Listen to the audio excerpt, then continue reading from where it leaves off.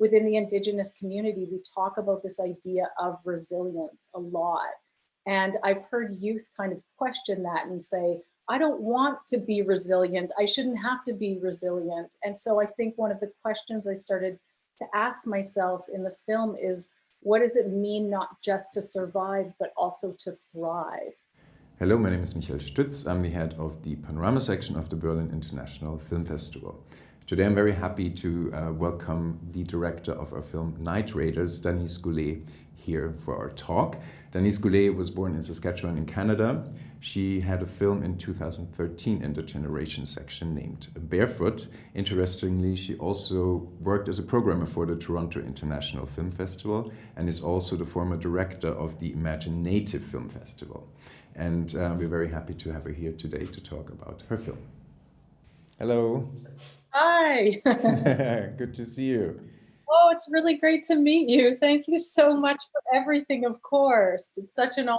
It's such an honor to have you and your film in Panorama. And finally, you can see each other at least and chat a little bit about your film.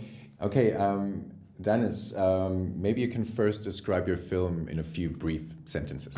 Yeah, so my film Night Raiders is about, it imagines post-Civil War North America where children are property of the state. And it's following a Cree mother and her daughter as they're on the run trying to avoid the daughter being taken. I was very interested, you already said it's sort of a post-war, post-apocalyptic sort of setting of the film. And for me, it seemed almost more, it was set more in a near future, if you would have to pinpoint it, than a distant future in a sense. And in that sense, it also creates a very timely, you know, sort of global politics kind of point of view. But at the same time, you can also see, you know, the perspective that you take on, you know, looking back also to sort of a colonial history in Canada and North America when it comes to assimilation and cultural genocide, et cetera, et cetera. So I was very interested to hear from you, you know, how you set out to interweave these kind of elements, because it's a very wonderful and interesting and broad sort of access to it. Yeah, thank you. I'm always interested in my work in how past, present, and future sort of, what are the threads between those things? And to me, going into a near future just presented an opportunity to talk about things that have already happened. And for me, it gave me a new entry point into that.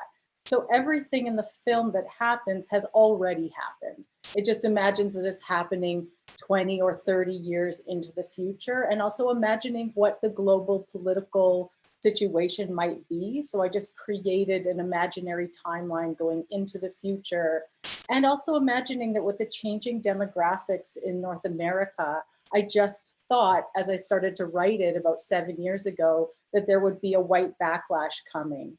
And so I wrote that there would be the rise of a far-right party in North America, and that I didn't expect it to happen so soon.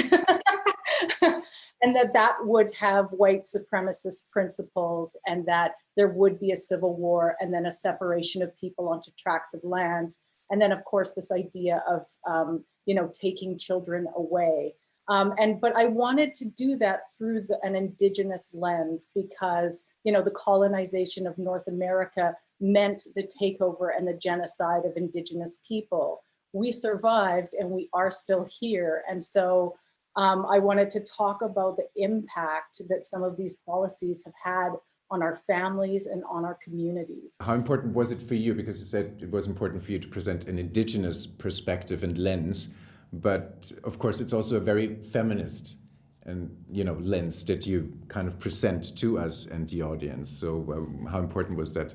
Yeah, very much so. I mean, I was very inspired by activist movements that I had seen throughout history. You know, Indigenous people are, you know, almost defined by resistance. And just as I started to write the story, there was an uprising in Canada called Idle No More. And it was started by 4 women in Saskatchewan, which is my home province. And then it spread all across the country. And it was a protest to a bill that was aiming to remove the protection of lakes and rivers, the water, yes, basically. I think we have several films, you know, that bring up sort of an a similar topic in terms of also portraying women in resistance, in societies where they wouldn't be expected to be on the forefront. Also interesting when looking at your biography, because you worked for Toronto International Film Festival as a programmer, you were the director of the Imaginative Film Festival. Was it also something that drove you to write and shoot the film and make this film, your first feature, by the way, which is an incredible feat to achieve with such a beautiful film? Yeah, I think, since I can really remember, since the early days of getting involved in film, I've had a hunger to see more of our Indigenous stories on screen. And then it really became my film education. I got to see what Indigenous filmmakers were doing all over the world, and you start to see the themes, and then you also start to see the cliches, and you start to see maybe what your way is. And so I began around that time to start making my own work at the same time. But the programming work is amazing because you really get to see everything from everywhere, and it really informs what you want to do and the avenues that you want to explore. And then when I made my last short film before Night Raiders, I sort of forayed into genre. And before that, I'd sort of been really interested and concerned with kind of like social realist aesthetics. And so it was like I was trying to pull on that, but then take it into this new space. And I made this monster movie, which was sort of really far out for me at the time. And it was taking these two beings from classic kind of Cree oral stories and then placing them in a near future where they meet up. And to me, coming into the genre space was just completely liberating because I could actually still say all of the things I wanted to say. And in some ways I could hit them even harder. And that was really exciting. It was a really fun process. Going into the aesthetics that you mentioned that come with the genre approach that you have in your film as well, I was also interested to hear about the collaboration with your director of photography and how you envisioned the look of the film. The camera is very dynamic. We're very up close with the cameras. The movement and everything is very sensual. We can feel it as the spectator as well. So maybe you can talk a little bit about that. Yeah, I've been working with the same director of photography almost on all of my films, starting from the last 3 short films. And so we have a very fluid way of working together. And I think, by now it's kind of really clicked in. And on our second short together, we sort of figured out a way of shooting together where we would do a very long, roaming, messy master in a very shallow depth of field. And it's very tactile and intimate, but it's always kind of on the move. And when I'm doing research for my films, I always go back to my dad, who's a Cree language speaker, and we talk about philosophy and concepts that might inform either themes in the film. And I think in the case of cinematography, Cree as a language is very verb-based. And when I've spoken to my dad about the way the language works, it focuses on and emphasizes the dynamic interconnectivity of all things, is the way that he describes it. And so I very much think about things in movement, but also in the dynamic interconnectivity. And it cuts together in a really, like, the editing process is also, really contributes to the energy, obviously, of the scene. But yeah, working with Daniel has been amazing. And I also tend to shoot quite subjectively. So everything is pretty in a tight orbit around the main character for the most part. And so I really think about the wides and what they mean. And in Night Raiders, the wides, are few and far between, but I think some of the times we get the most far away from the characters is when there's movement happening. So when she's riding her bike or you see horses, because movement frees us in some way. Whereas for the most part, I just wanted the camera to be so close to them also as sort of this idea of being in an oppressive space. It feels suffocating. You don't have room to breathe. So I sort of wanted to create that kind of energy.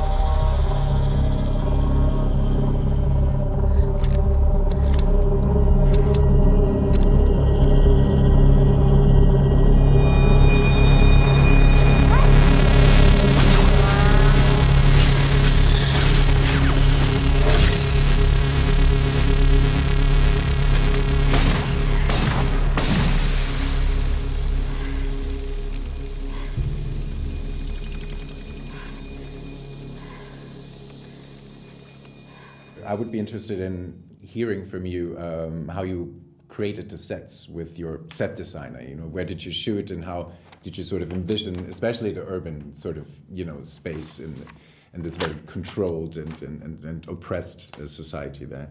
I am always concerned about VFX feeling integrated into spaces. I think when you go into entirely VFX kinds of environments, there starts to lose a sort of texture that I really didn't want to lose. And so I almost consider myself a VFX skeptic. You know, I'm just like, where can we pull back the VFX? Where can we integrate it?